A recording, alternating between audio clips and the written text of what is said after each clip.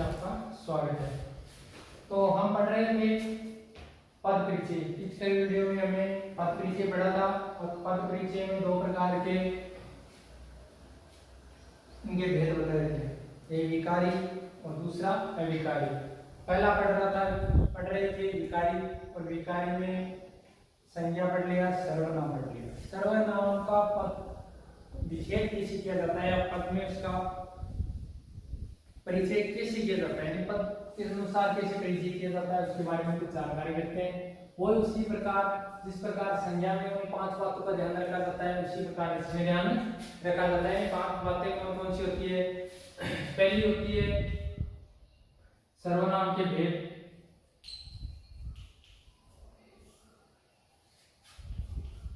तो सर्वनाम के भेद होते हैं, उनके आधार पर उनका पद परिचय किया जाता है।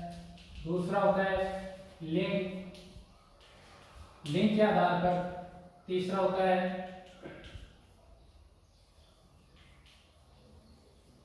कारक के आधार पर, यानी इसके कारक के आधार पर भेद किए जाते हैं। और वचन के आधार पर, और पांचवा किया जाता है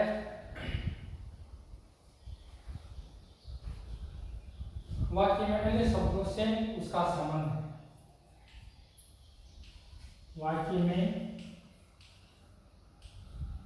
अन्य शब्दों का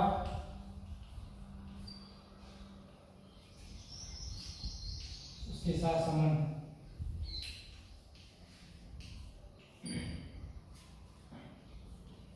ये वाक्य में जो अन्य शब्द है उनका उसके साथ क्या संबंध होता है, इसका भी क्या किया जाता है।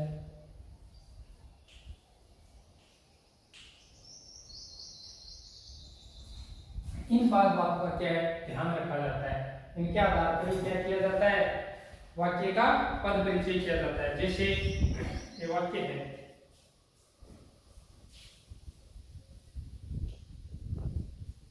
जो पढ़ेगा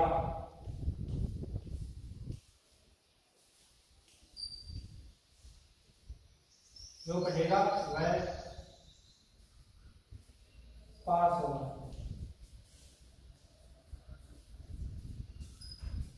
जो पढ़ेगा वही पास होगा।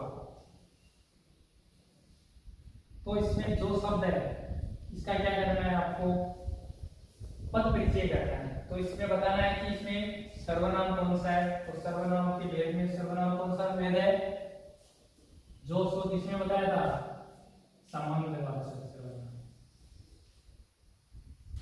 इसमें संबंधवाचक सर्वनाम है, यानी इसका अगर आपको सर्वनाम को भेदों में से कुछ बताना है तो कौन सा है, संबंधवाचक सर्वनाम। अगर आपको लिंग बताना है तो लिंग कौन सा है, इसमें पुल्लिंग। अगर यदि आपको इसका कारक बताना है या वचन बताना है तो वचन कौन सा है, एक वचन।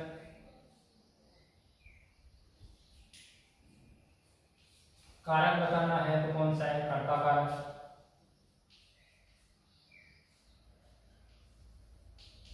और संबंध बताना है या अन्य शब्दों के साथ, तो पढ़ेगा, पढ़ने के साथ जो संबंध है वो क्या है, संबंध क्या है इसका, क्रिया का कर्ता से संबंध है, यानी क्रिया का किसका संबंध है, कर्ता के साथ संबंध है। तो ये इन प्रकार क्या किया जाता है, इसका सर्वनाम के पद परिचय किया जाता है। ठीक है, अब आगे है, ये तो पहले संज्ञा के अनुसार किया था, फिर सर्वनाम के अनुसार, और इसके बाद आएंगे क्रिया के अनुसार पद परिचय। तीसरा पद है क्रिया के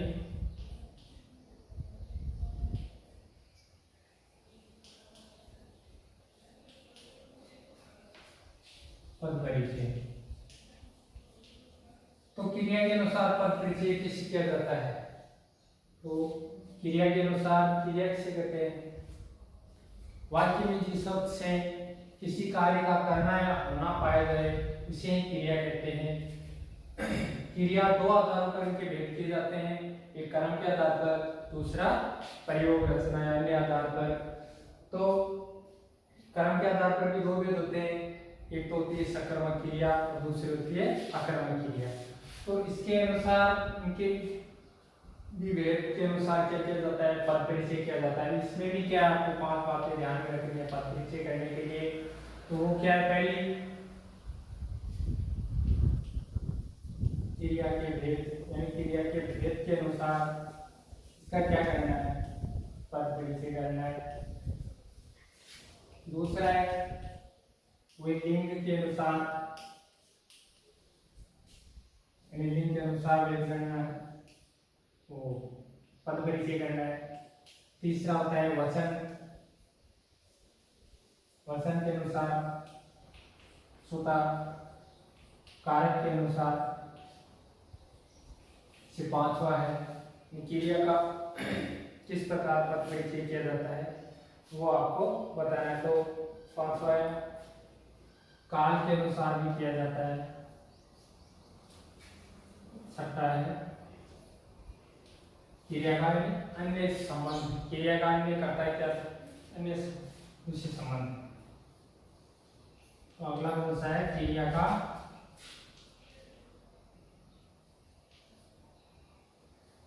अन्य शब्दों से संबंध। तो क्रिया का अन्य शब्दों के क्या साथ क्या संबंध है, तो क्रिया के भेदों में कौन से आएंगे, क्रिया के दो आधार पर भेद होते हैं, सकर्मक या अकर्मक।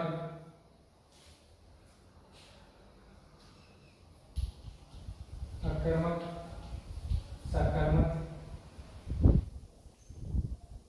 प्रयोग के आधार पर अलग होते हैं, प्रयोग या रचना के आधार पर भी होते हैं।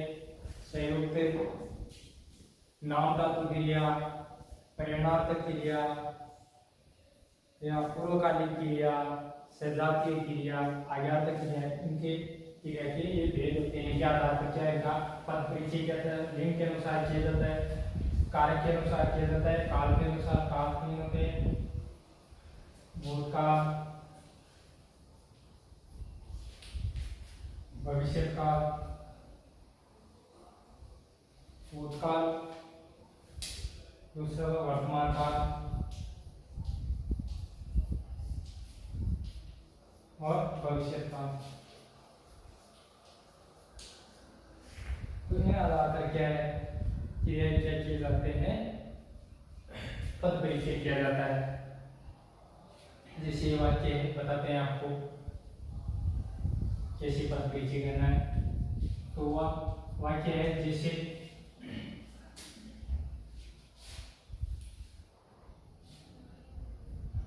राधा जयपुरी साड़ी पहनती है, सॉरी दूसरा, राम ने रावण को बाण से मारा।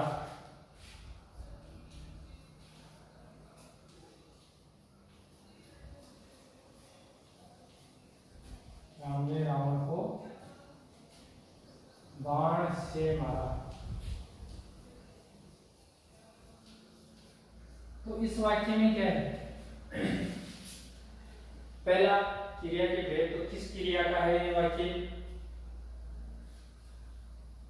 राम ने रावण को मारा। तो इसमें किस प्रकार का वाक्य है, क्रिया कौन सी है, यानी इस वाक्य में क्या देखना है, कर्म देखना है। क्रिया देखने पर तो क्रिया कौन सी है, तो क्रिया जिस वाक्य में क्या होता है, कर्म मौजूद होता है, वो कौन सी क्रिया होती है, सकर्मक क्रिया। तो इसमें कर्म मौजूद है, यानी मारना। क्रिया का कर्म क्या है, बाण से मारना राम को। राम ने रावण को मारा, तो उसका कर्म क्या है, बाण। तो इसमें क्या है, पहले किसका करना है पद परिचय। मान लो इसमें आपको परीक्षा में दिया हुआ आएगा, रेखांकित पद दे देंगे, या मान लो जैसे मारना क्रिया है, क्रिया तो आप यहाँ पर कौन सी है, मारा, मारा यानी मारना क्रिया। तो मारना क्रिया का तो भेद कौन सा है? तो क्रिया में भेद है, सकर्मक क्रिया है। किसका उदाहरण है? सकर्मक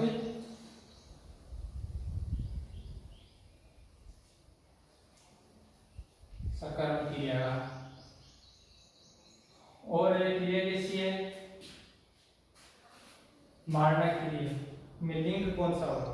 यानी लिंग संबंधी अगर आपको पूछे तो कौन सी है? लिंग क्रिया मारना। तो मारना क्रिया का लिंग होगा पुल्लिंग।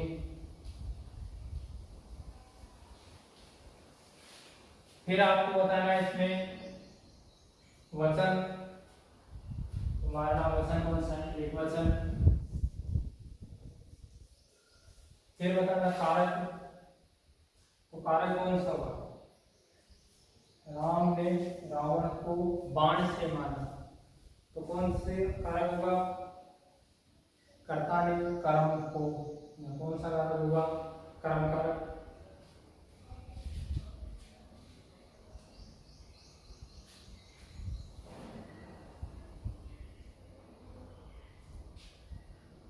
और फिर कारक कर्म कारक।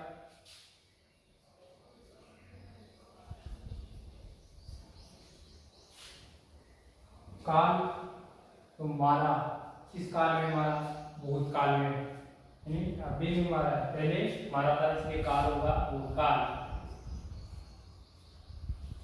इसी प्रकार इनका क्या करना है? वाक्य का पद परिचय करना होता है। परीक्षा में एक वाक्य दे देंगे इसी प्रकार का, जैसे राम ने रावण को मारा।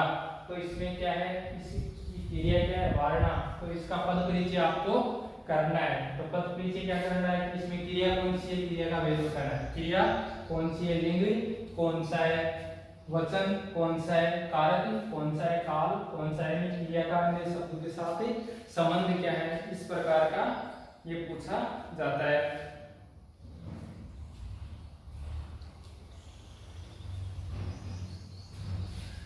तो इसी प्रकार कर्म क्रिया के आधार पर परिचय कर लिए।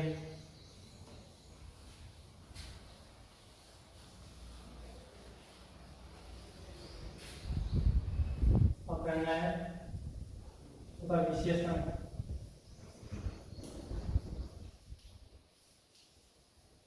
विशेषण के आधार पर बात करेंगे।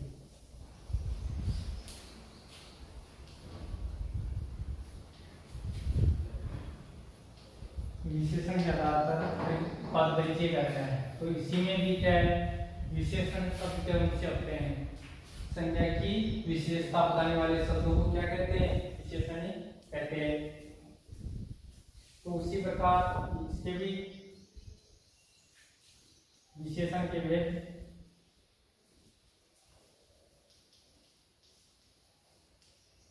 इनमें भी उन्हीं बातों का ध्यान रखा जाता है, किस बात आधार पर इनका पद परिचय करना है। तो पहला तो ये आएगा विशेषण के भेद आएंगे। दूसरा आएगा वही लिंग के आधार पर। तीसरा आ जाएगा वचन मान कारक के आधार पर। चौथा आ जाएगा वचन। पांचवा आ जाएगा इसके आधार पर विशेष शब्द। विशेष शब्द क्या होगा? विशेष शब्द क्या होगा? और छठा इसमें आ जाएगा विशेषण का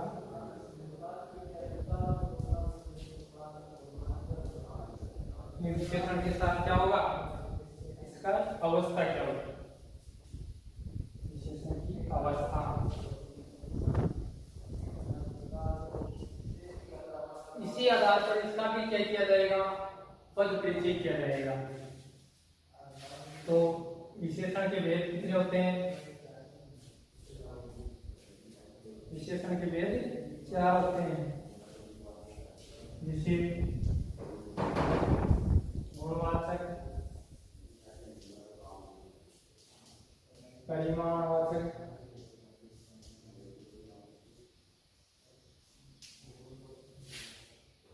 संख्यावाचक एक होता है संकेत, संकेतवाचक होता है वाचक, या इसको एक दूसरा भी नाम दिया जाता है जैसे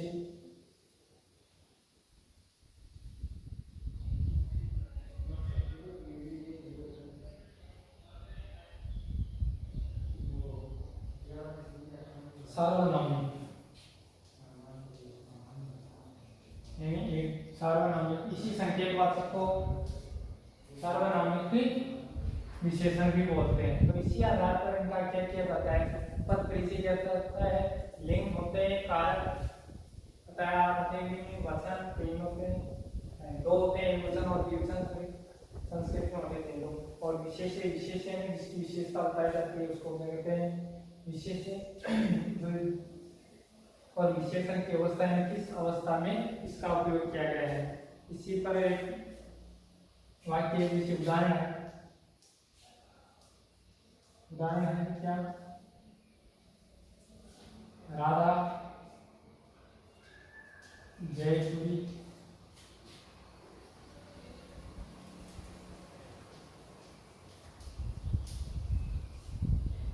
साड़ी, राधा क्या है, जयपुरी साड़ी पहनती।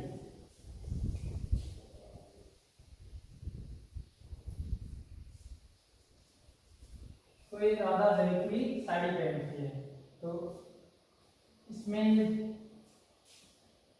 विशेष शब्द तो क्या है, साड़ी है, और उसकी विशेषता क्या है, विशेषता है वो कैसी साड़ी पहनती है, जयपुरी, तो इसकी विशेषता है। तो इसकी विशेषण किस प्रकार का विशेषण है, गुणवाचक। या जयपुरी का अगर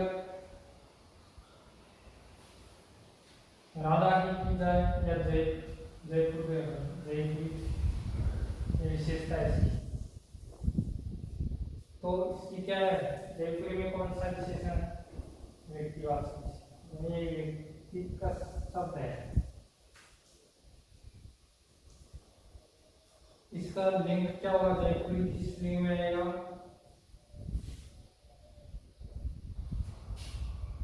जयपुरी स्त्री, जयपुर था तो पुल्लिंग में और जयपुरी स्त्रीलिंग में।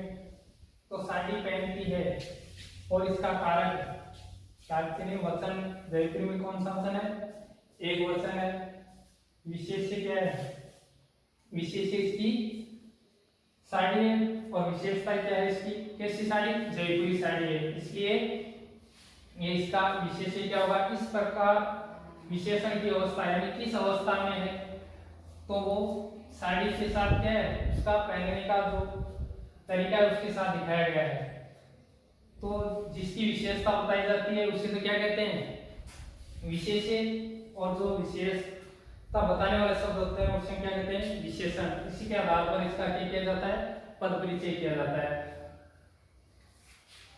तो जितना आपको कार्य बताए गए हैं, एक तो सर्वनाम के आधार पर भेद बताए यानी पद परिचय बताया, फिर बता दिया क्रिया के आधार पर, और उसके बाद में बता दिया विशेषण के आधार पर इनका पद परिचय। तो ये इतना जो कार्य बताया गया इनको क्या करना है, आपको कॉपी में नोट करना है, साथ में याद भी करना है।